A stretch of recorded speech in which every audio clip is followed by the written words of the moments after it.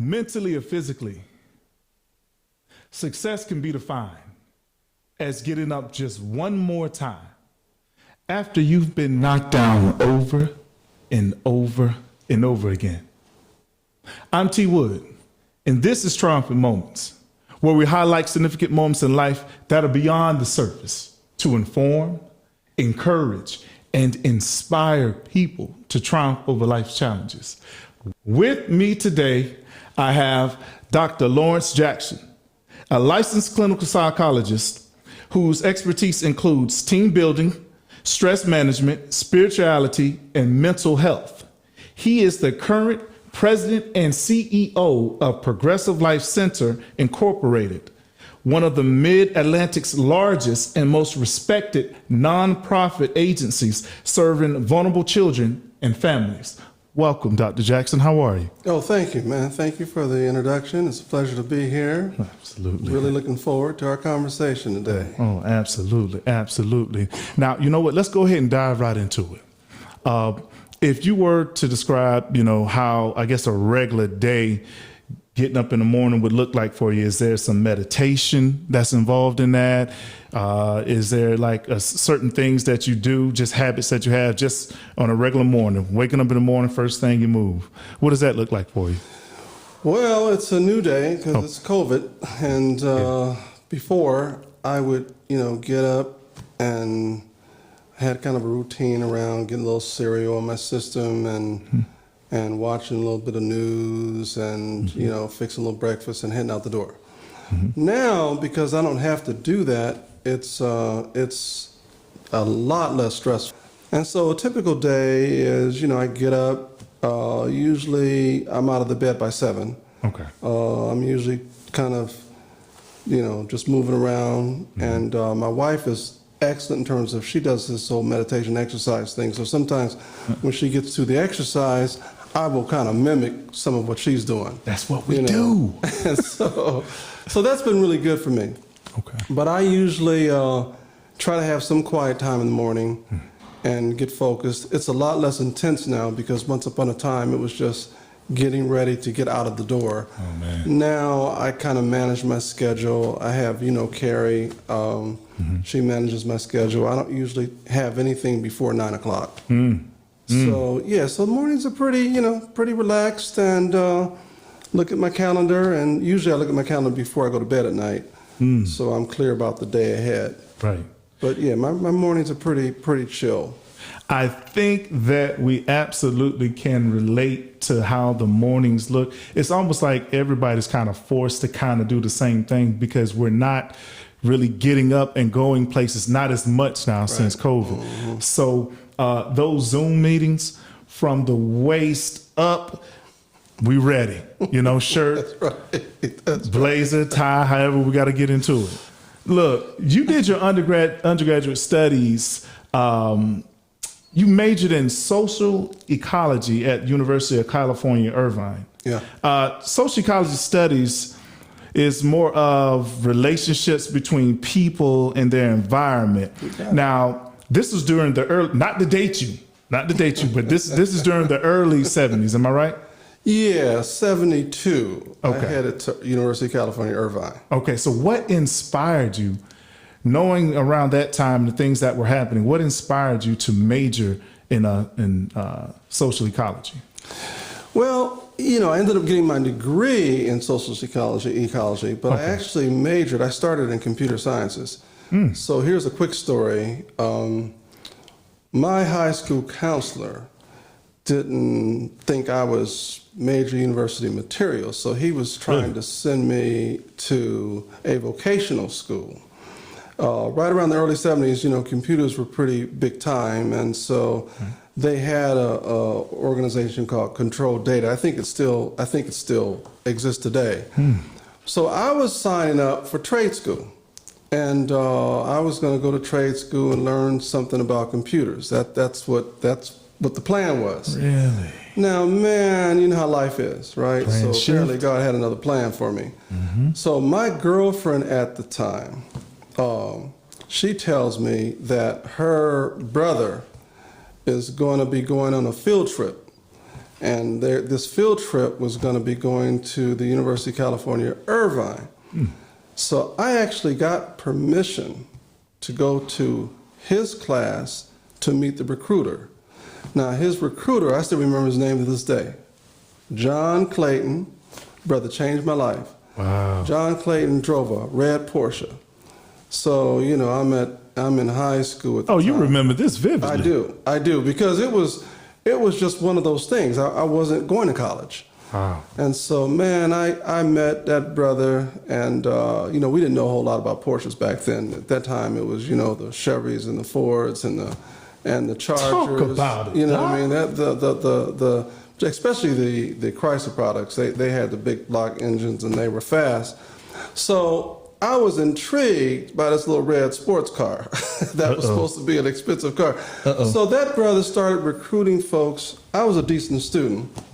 And I asked, so do they have a computer program at university? You know, he was like, do they have a computer major? Let me show you. So anyway, I signed up, went on that field trip, and that's how I got to college. I didn't even apply to any other college. That was not your anticipated path. No. At all. At all. Dr. J, I wouldn't have even expected you to even tell me computer science, like anything involving that. Yeah.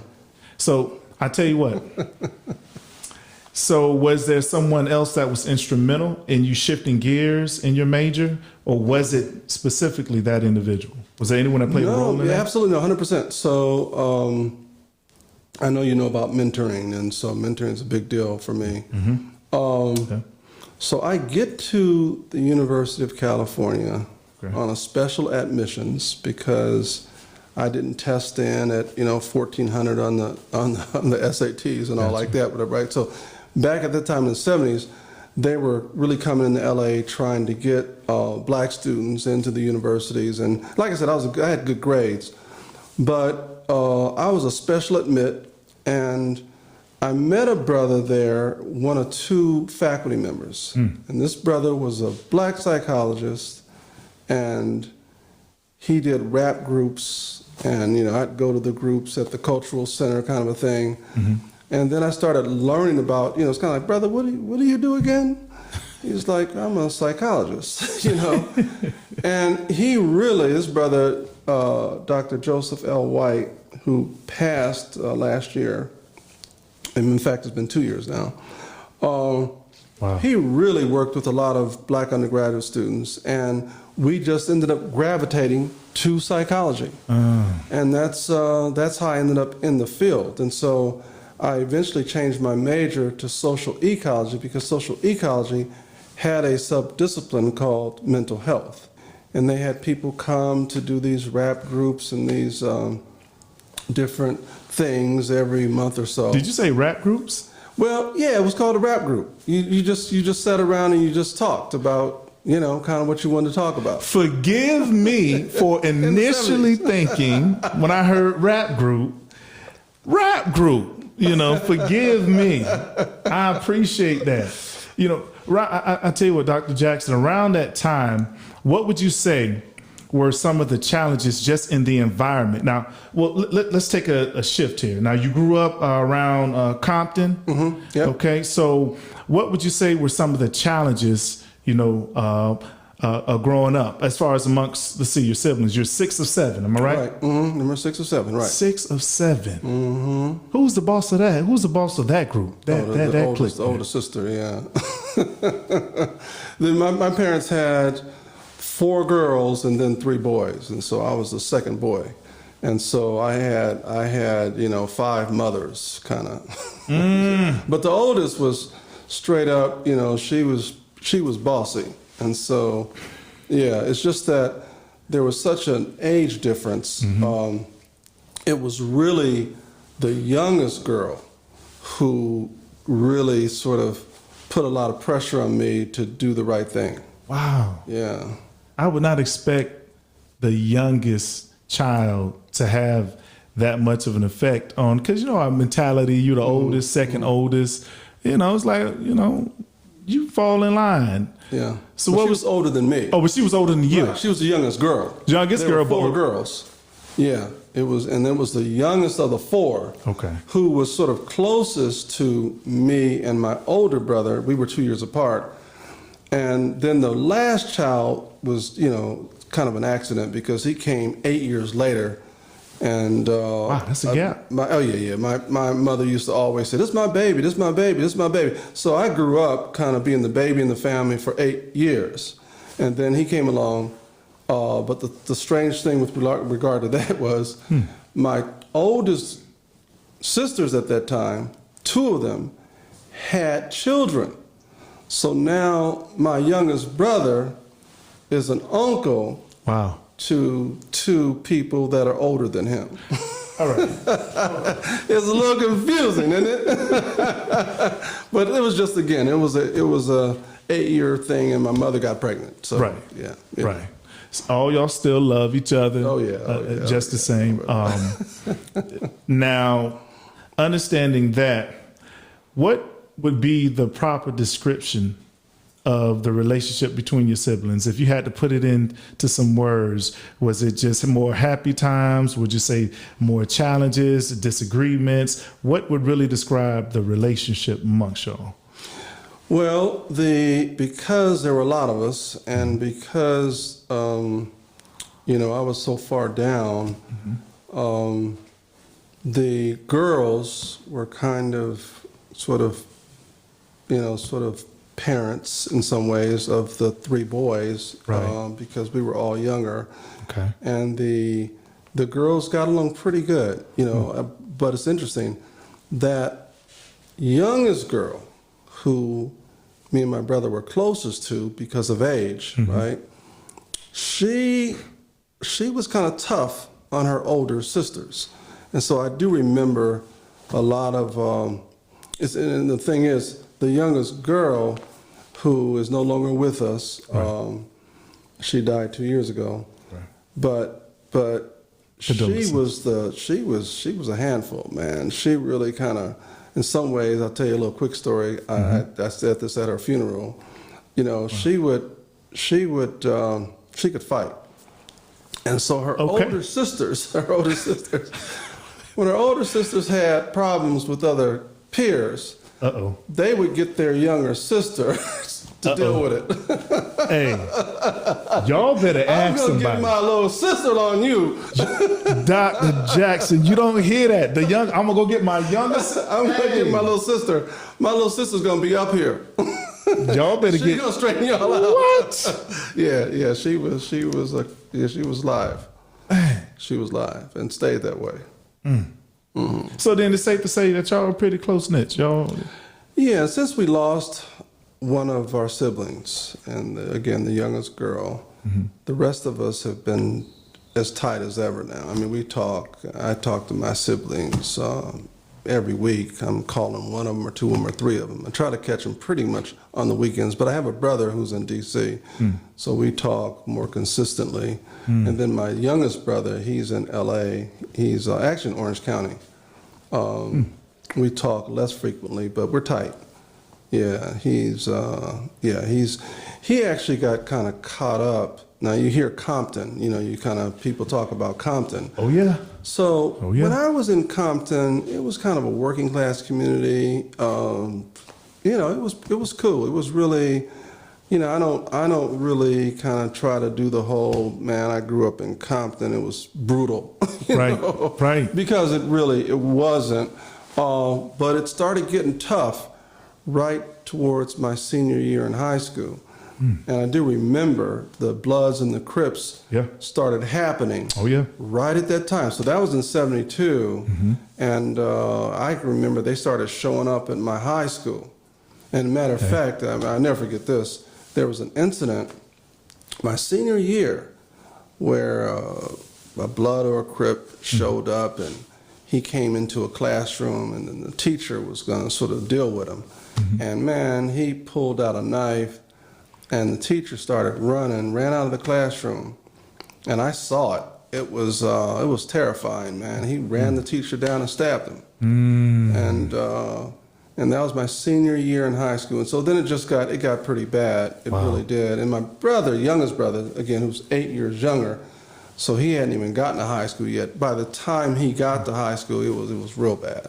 And that's kind of the Compton that people straight out of Compton. That's the Ice Cube, that's the Dr. Dre, that's that Compton. But I was gone when that Compton happened. When that really triggered off. Yeah. See, now understanding that, which poses the next question, how would you describe the relationship with your parents? Yeah. Was it a single parent home, both parents in the home? Yeah, so my parents, Louisiana, home right outside New Orleans. Okay. They, so just real quickly, my four sisters, so my parents knew each other as kids. Okay. So they got married and moved to New York because my dad's brother was there, and there was this whole thing about becoming a merchant marine. And so my dad's brothers, 3 of them, he came with children. He had 9 children in his family, but 3 or 4 of the boys were cooks. And so they were able to sort of parlay that into a nice piece into the merchant marines. So my father was a cook, chef, and did well with that. But they then started having kids, and so all 4 girls were born in New York because the ship went out of New York. Oh. Right. And so then they moved to New Orleans where where the oldest boy was born, and then they moved to LA where me and the youngest were born. And so that's sort of how we ended up in LA. I'm sorry, I forgot the question was. No, it just as far as a relationship, matter of fact, that type of distance, how would you describe the relationship with your parents? Yeah, thank you. Yeah. So my father and I were very close. I was close to my mom too. My mom was very religious, and so it was just all about, I talked about this really at her funeral. My mom kind of had one gear, so it was just, the religious piece. My father, who really made sure we went to church and all that, and I remember he used to clean our shoes, and he would get us all, kind of cleaned up for church. But he didn't go, right? Oh. And he was kind of critical about church. He kind of felt like, back then he kind of had this whole thing about black preachers. He felt like the preachers were kind of running the women in church. So I heard some of that when I was a kid, But he made us go. Gotcha. And so my parents were... even though they were married 40-some years until, it was just the 7 kids, 2 parents. 7 kids, 2 parents. Yeah, they weren't as close towards the end. I remember that distinctly because they really, like I said, my mom was all about religion. My father sort of supported the church in some ways, but wouldn't go. At a distance then? Yeah, at a distance. But in terms of my relationship, my father and I, man, we used to have these back porch talks, and it's interesting with kids. My mother kind of, in some ways, didn't want her daughters and her husband super close, and maybe that was kind of a cultural thing back then, whatever. But the boys and the dad, kind of a thing, right? But my oldest brother, he was kind of doing his thing with his friends. And I really, though I had plenty of friends, I really enjoyed those back porch conversations. My dad never went to high school. He dropped out in the 8th grade. Wow. And so he was sort of trying to instill some stuff in me. He was kind of like, this is the kid I'm going to make sure makes it. And so we would sit on that back porch, and we had a garage, or in the garage, and we would just talk. And he would really kind of share a lot of things about life and decisions and choices he made. And I just soaked it up. I was into it.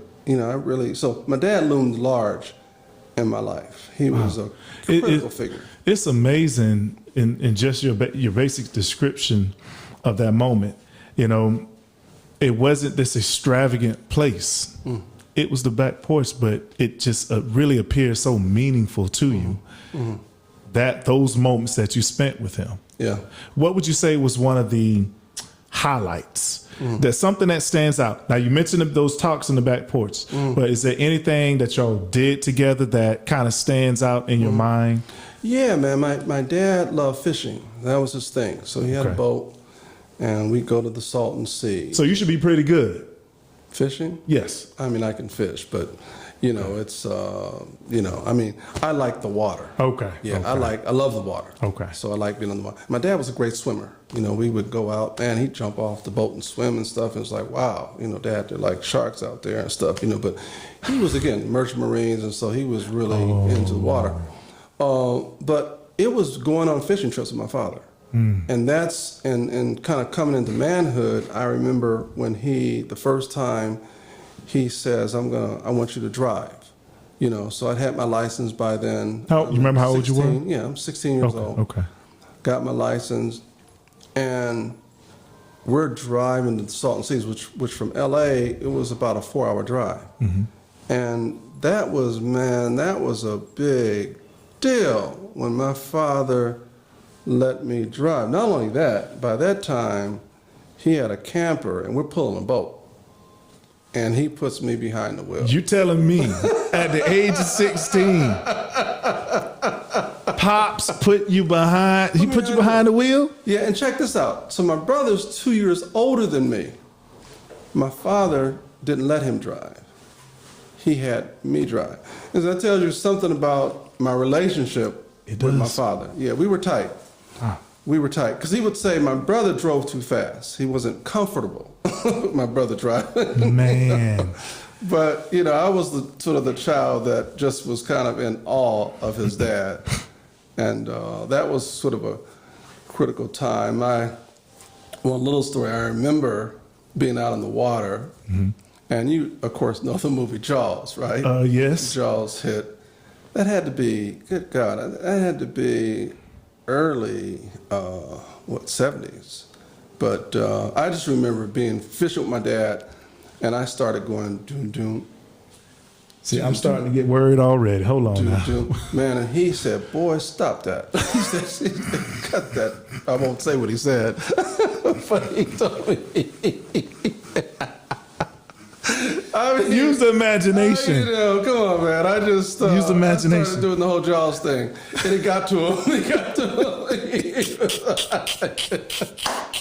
It's like I didn't even know Dad watched Jaws, but he knew what that was, boy. He was like, "Boy, you better stop that." You ain't have to say nothing, Dr. Jackson. You just make that sound. Everybody knows what that means. My goodness. Yeah. Look, that was straight. I mean, when you think about all the things that are happening in our time, and just in general, over life, many of us struggle as it pertains to a loss. And it doesn't have to be necessarily someone that is blood related to you. Sure. But when you think about how each of us at some point in time, you live, you're going to experience a loss. Sure, no doubt about it. So when you think about that, how would you describe the impact of losing your father in your life? How would you describe the impact to you? Yeah. So my dad and I, man, I remember as a child, probably junior high school, I literally would have these thoughts.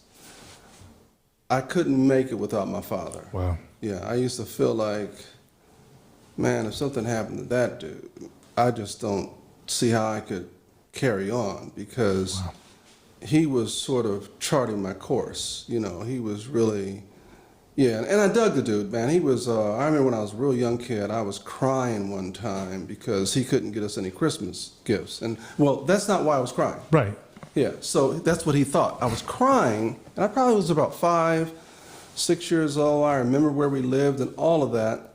And I was crying because I felt sorry for him. Because he was such a proud man. And he had to tell his children that he was not going to be able to buy them anything for Christmas. He did get a tree, but we weren't able to put anything under it. And so I remember he got a little upset with me, and I couldn't quite tell him. I couldn't explain. Right. I wasn't crying because I wasn't getting anything for Christmas. Mm-hmm. I was crying because my dad was so disappointed. Right. You know, he loved his kids, and you know, I mean, I'm sure all dads do. Make you smile. You know, but he really kind of hung in there for his kids big time, and it meant a lot to him to do something for us for Christmas. But at the time, man, he just wasn't doing well financially, and like that. But the idea of sort of losing my father Right. was a big deal for me. And so when he did die in 1985, by that time I was 30 years old. I Right. finished my doctorate degree, and I was in a better place. And one of the things I learned about loss is that inside of you, you really have what it takes to deal with loss. Because you were saying earlier, we all are going to experience it. Just keep living. You're going to experience loss. But I just remembered, man, it was just a thought of my father not being in my life was just terrifying, really. Right.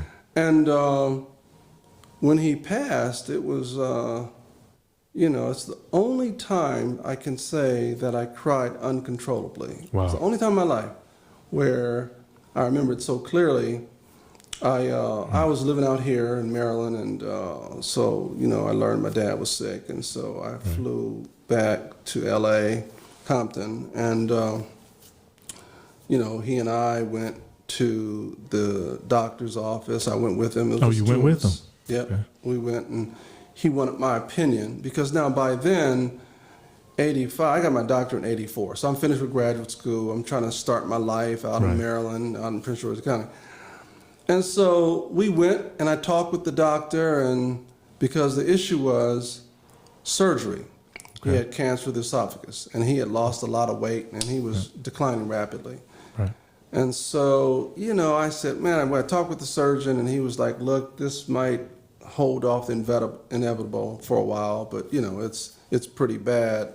And so the question was, do you do the surgery and try to keep him alive longer, or do you just let him kind of decline rapidly and be gone? And so I was careful not to kind of say, Dad, I think you ought to do this. Right. I really, by that time, I kind of knew a little bit of counseling skills, you know, so it was kind of like, Dad, what do you think?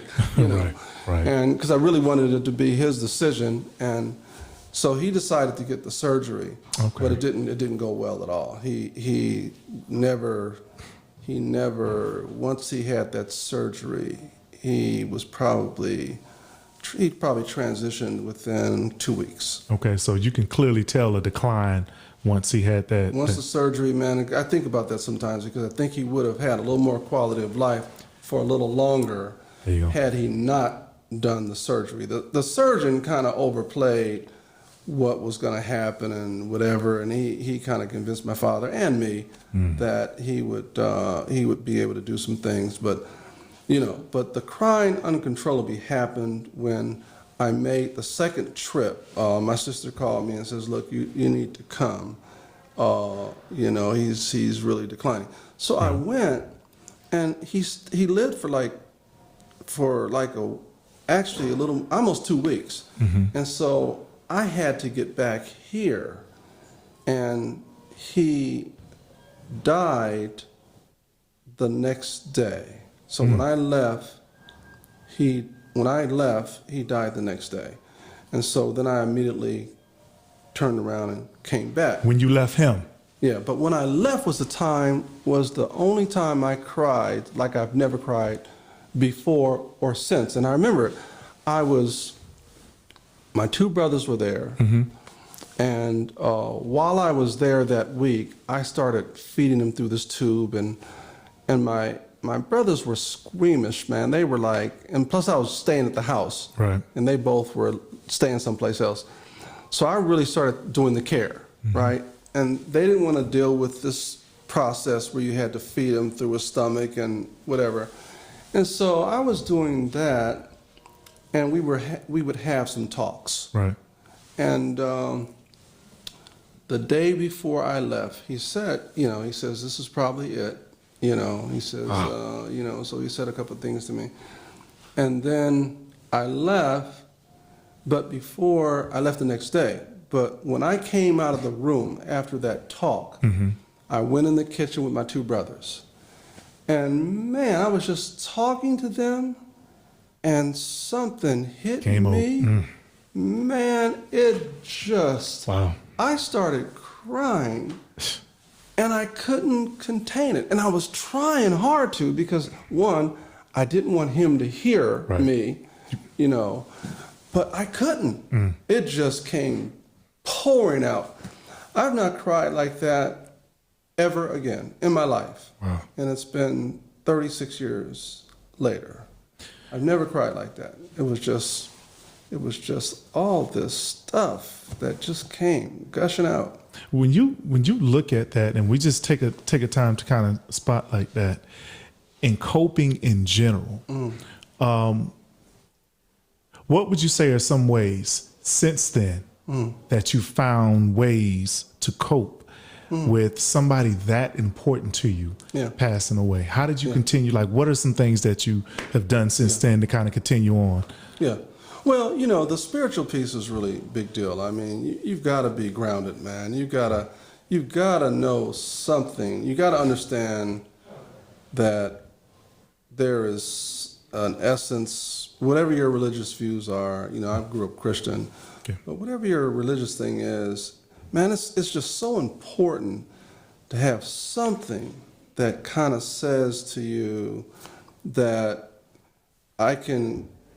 you can endure loss, tragedy, because this is sort of your journey, but this isn't the end of the journey. Come on now. And so that life is temporal in the sense that it is kind of, we're here, we're talking, and we're doing what we do, and we can do good things and all like that and have a good time, but there's something beyond this. Right.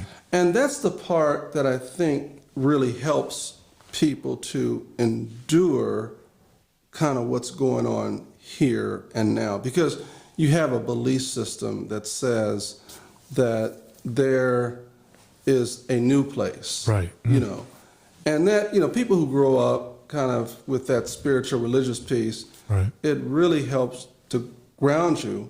Plus, you learn through your own spiritual development that you have inside you what you need to survive and thrive.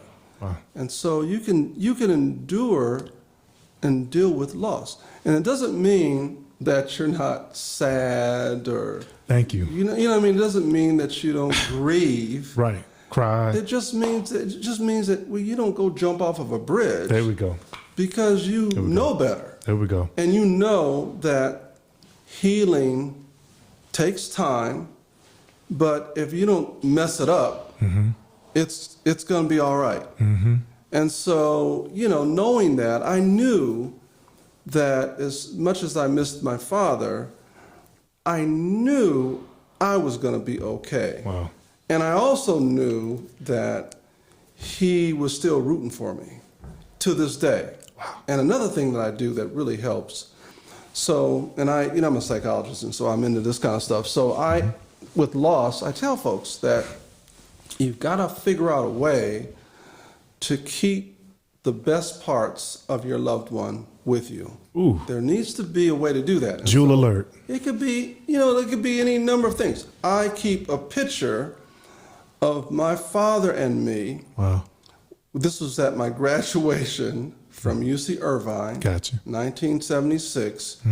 I have that. My brother took this picture, and I have it. I see it every day, right? And so sometimes I talk to my father.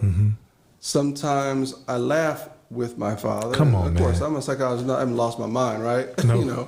So it's just keeping him in my life. Right. And it's a beautiful thing, man. I still to this day, wow. I talk to my father. It sounds like what you just described, and just me summarizing that as the flesh passes on, those memorable moments, they really can carry on. They can. Wow. They can. And you have to be okay with it. I have a dear friend who doesn't like talking about loss. He gets kind of worked up. And I've been saying to him, I said, man, you need to talk about, you're doing the opposite thing, right? And I'm saying you need to embrace it. And you need to think about your loved one that's moved on and talk about it. And we ought to be talking about it. And you'll feel better. Come on. But you're suppressing it. You're afraid of it.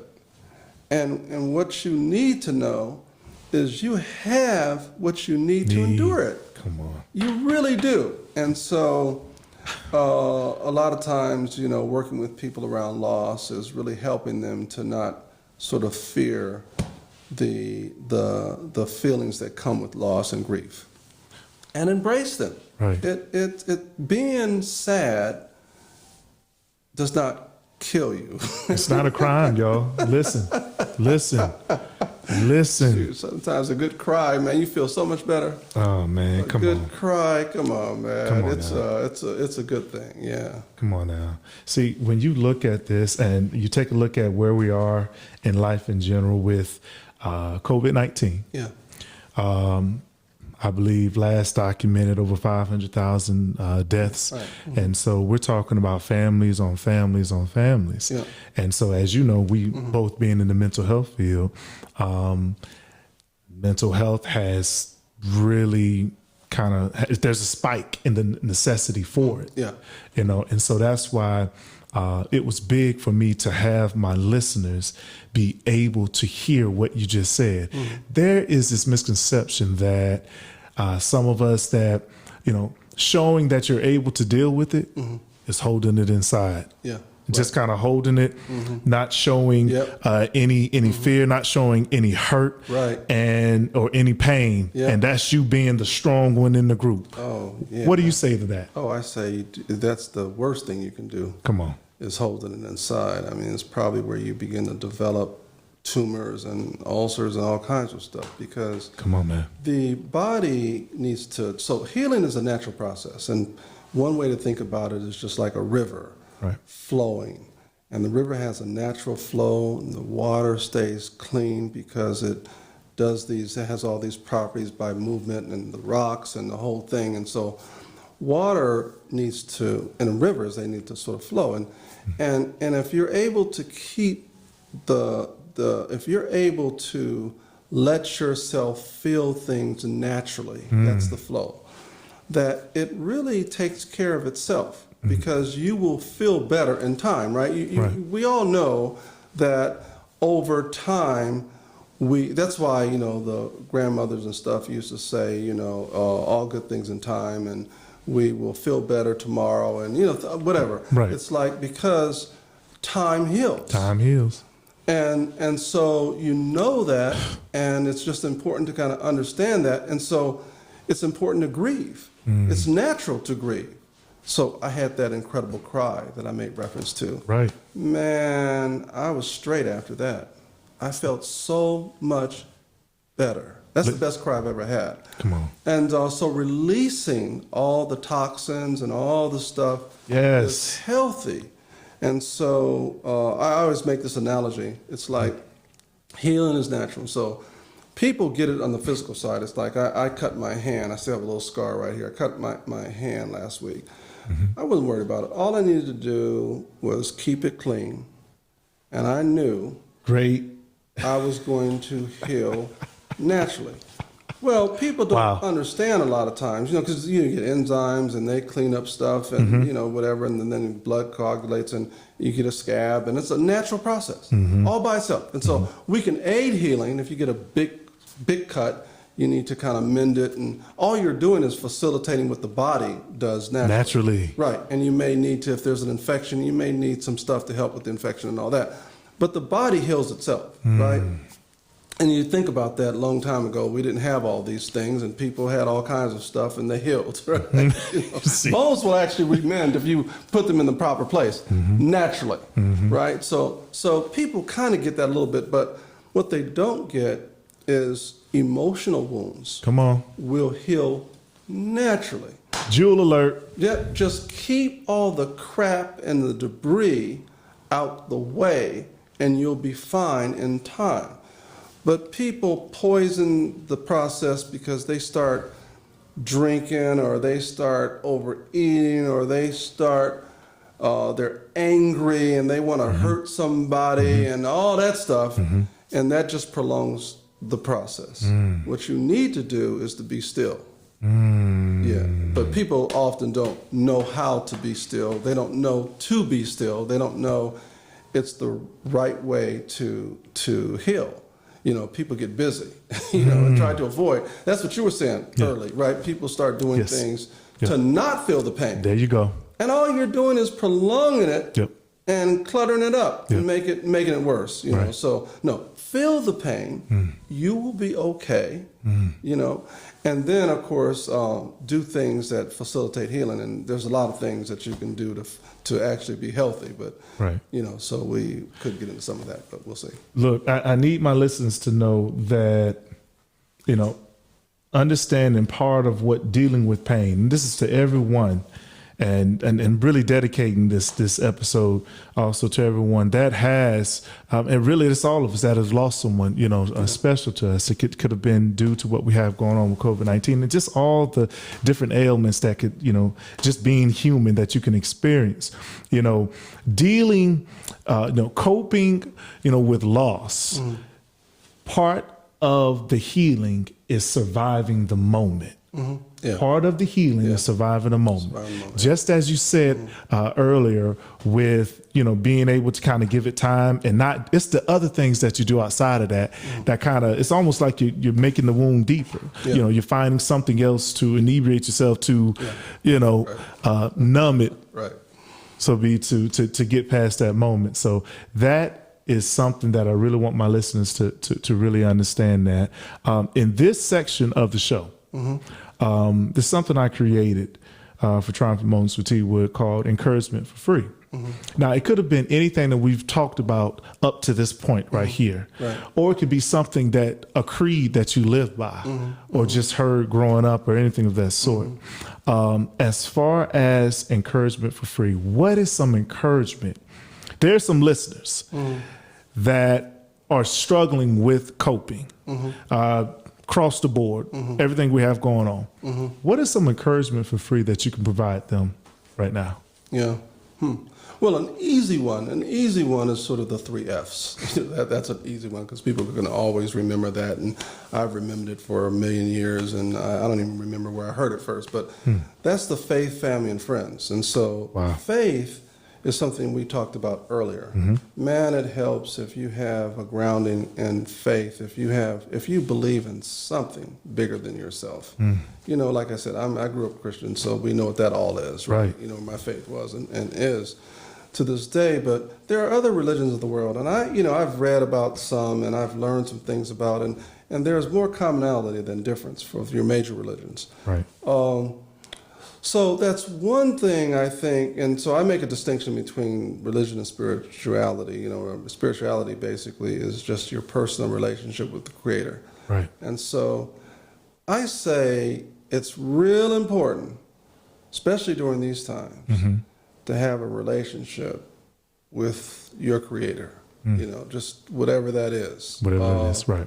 That relationship can really get you through tough times because almost all gods are kind of trying to help you, right. Whatever that is you're practicing. At the end of the day, right. At the end of the day, right. They're all about trying to make you a better person. Right. So whatever you believe, right. Develop that, and there's a lot of good stuff around, spirituality. So I make a distinction between sort of prayer and meditation. Right. Right. So I like to say to people that prayer is talking to God. And meditation is listening to God. Jewel alert. And see, most people don't do that part. They're praying, and there's nothing wrong with prayer. There's been some great scientific studies that kind of go, you know what? After all, prayer works. We've studied it. We can prove it now. Well, we could have always told you prayer works. Yeah, but so there's even in the social sciences now, there's some recognition that Prayer is really powerful, right? But most people know prayer. People tend to know less about meditation. And meditation is basically quieting your mind, quieting your body, being still, and listening. Now sometimes people for meditation, they'll read passages, they'll read affirmations, they'll do things, but it's always kind of quiet and still. They're just like that.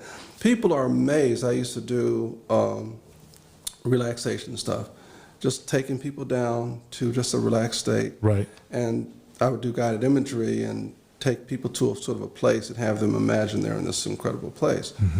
And folks would get all kinds of inspirations. They would get stuff out of that. We'd process it in the group and talk about, what did you get out of that? Or who wants to just volunteer what their experience was? And I was always amazed at some of the stuff people would share. It was incredible. Wow. But that was being still, teaching people how to relax. Right. Teaching people how to listen to their spiritual self. Right. And, again, people are great at prayer, less great at meditation. People tend not to understand. There's a difference. How to be still. And, the Bible says,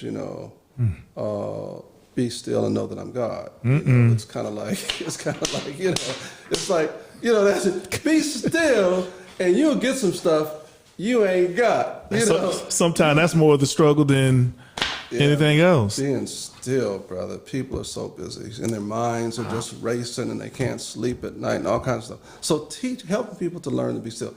So I said the 3 F's are kind of cool because you got the faith piece, then you got the family piece, and when you're dealing with, I mentioned my sister passed, and I've gotten closer to my siblings. We've gotten closer. We spend more time talking, and that's been really good because the truth is, man, it's just nothing quite like family. You know what I mean? I don't, Agreed. Most of us, you feel most comfortable with your family. It's just something about being around people that know you like no one else knows you, that you grew up with, that you feel the vibe. Maybe it's a blood thing, who knows? But man, family is important. And I would even include extended family as well. And then the friend piece is, we often don't have a lot of friends, but man, I tell people, come on, cultivate a couple of relationships. Cultivate a couple of good ones. It's essential. Friendship is essential to the soul. Man, it's a beautiful thing. It's like the brother from another mother kind of thing. I got a couple of buddies, man. We're real tight. We've been tight for over 40 years. And they're really like brothers. I know that was pivotal in your life, just having them. Yeah, absolutely, 100%. And we've been through all the stuff. You heard some of it on the piece that they did for me for the retirement piece. Both of them were on, actually. Wow. Yeah, both of them spoke. And so, those brothers, man, they've been with me. But, so friendships, man, are critical, are key. And so during this incredible period that we're in, I say learn the 3 F's. Learn to sort of develop those 3 things, to work on your religion or spirituality, whatever that is, work that piece. And there's so much you can do. You can go to the book, you can grab your phone, you can just Google affirmations or spiritual guidance or spiritual anything, and you get all this information. It comes up. Sometimes I go to the bookstore and I sit there and all these books and just all this good stuff. And so that piece has really been important for me. And I sometimes wonder, matter of fact, I talked with a colleague today whose son was shot. And she was just telling me, she said, I don't know what I'd do without God, or my beliefs, because it put it all in perspective for her. And so by the time we got off the phone, we were laughing, right? Oh, man. Come on now. And she is, she was a wreck for a while. Right. That's the process, right? Right. Now she was a wreck, and now she's able to laugh and, kind of like that. And so, but that's her spirituality at work, right? Yeah, it is. Yeah. And then in her case, she also has good friends, and she has her big family and like that. So just, if you have, and I know that's something important to me, I check those 3 boxes, FFF. And the friendships require the most work. Although some people would say, no, it's the family that requires the most work. You know, my family crazy. My family is a mess. You know, but you've got to cultivate. You've really got to be proactive in developing. So those are three easy things that will get you through anything. Faith, family, and friends. There's nothing in life that can happen that those three things can't get you through. Some dosage of those three things. And so that's it. But I also am into self-care. I mean, oftentimes people don't know how to take care of themselves. Right? And so self-care is a responsibility of who's yours. There you go. You're the person who has the responsibility. There you go. To make sure you're okay. Yes. And a lot of people don't know how to make sure they're okay. Because one thing you can count on, a storm is coming. Right. Because that's life. Right. There are going to be storms. There is. There are always There storms. is. And they show up in all kinds of forms and fashions. Right. But knowing how to be okay through a storm. Come on now. Man, that's what people got to really work on. And I just think that, there are obvious things and simple things, man. You got to, we talk about balance. My balance is like, you can't be up all night and be okay. You can't, y'all. You can't. It doesn't match. Come on, y'all. Yeah, you got to get some rest. You got to eat well. You can't eat all kinds of crap and expect to be okay. Right. But that's your responsibility. Come on, y'all. People aren't going to make you be okay. Look, I cannot let that jewel alert. Y'all know when I say jewel alert, that means you need to pay attention to the gems that are being dropped. Look, and I say this with love to everyone that watches this. At the end of the day, you still have to have some type of accountability, for getting yourself there. It's not always going to be pretty. Listen to what's being said, but surviving that moment. Surviving that moment, no matter how ugly it looks, without all the extra damages you do to yourself. The 3 F's, they can get you there, but at the end of the day, you still need to have some type of self-care and accountability for yourself on getting there and not doing that damage to yourself. Dr. Jackson, I really, really appreciate you coming on the show. I really greatly appreciate you taking out time of your day to come here with Triumphant Moments with T. Wood. Yeah, it's been a pleasure. Sometimes in life, you must fail in order to succeed. But one thing must remain certain, that you never, ever, ever, ever give up. It's Triumphant Moments with T. Wood.